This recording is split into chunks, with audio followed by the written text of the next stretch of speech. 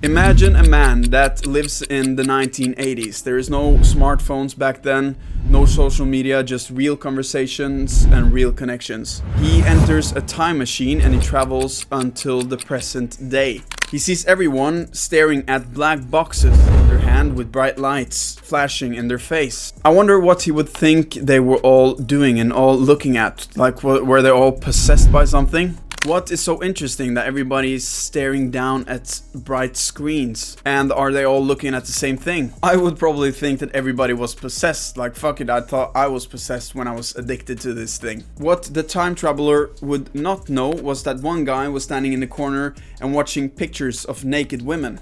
Another guy was standing there and kind of giggling, and he would not know that he was watching short videos of random stuff.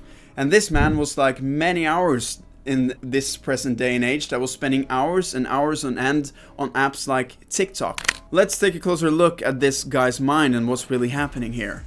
With every swipe, there's a squirt of dopamine that flashes in his mind, and he becomes more and more addicted, ever craving more and more. And it's taken away from him the enjoyment of more slower paced real life activities. Of course, this man that's on TikTok giggling, he doesn't know this, he doesn't think about it, but it's happening ever more slowly. Let's look at also another woman that this time traveler sees. She feels like uncomfortable. She's looking down at her black box as well, and she's swiping with her thumb going like this. What can she be looking at? And he would not know that she was looking at perfect pictures of other women, hundreds of them in different situations, and her subconscious comparison is kicking in, making her feel like shit with every picture she sees.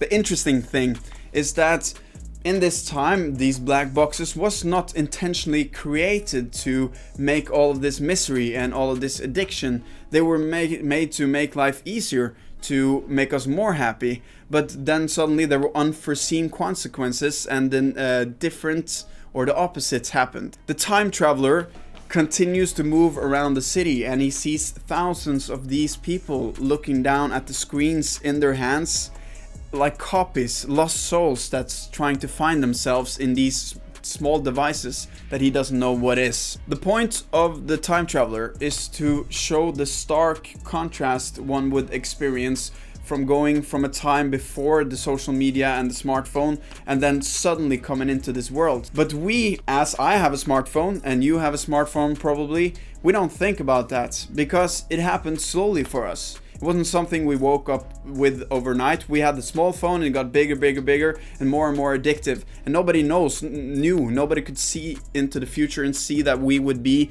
as addicted as we are today. But by seeing that stark contrast, you can see that clearly this time traveler must think that we have all gone crazy.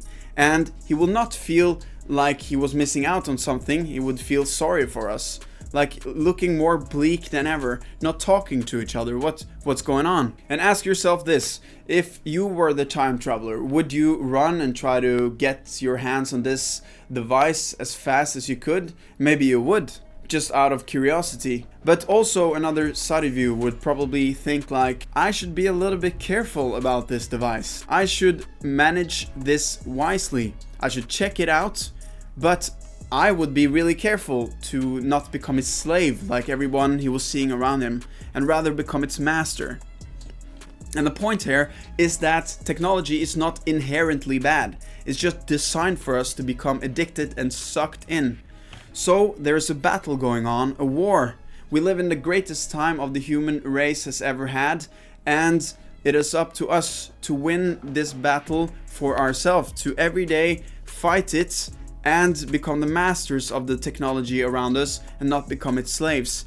And I can only sit here and give you this perspective, but you are the one who have to take this battle every day. This is my call to action for you to know that this battle is fought every day, and on the other side of this battle, and it may be closer than you think, is a powerful being, a powerful version of yourself that can go out and make your own destiny.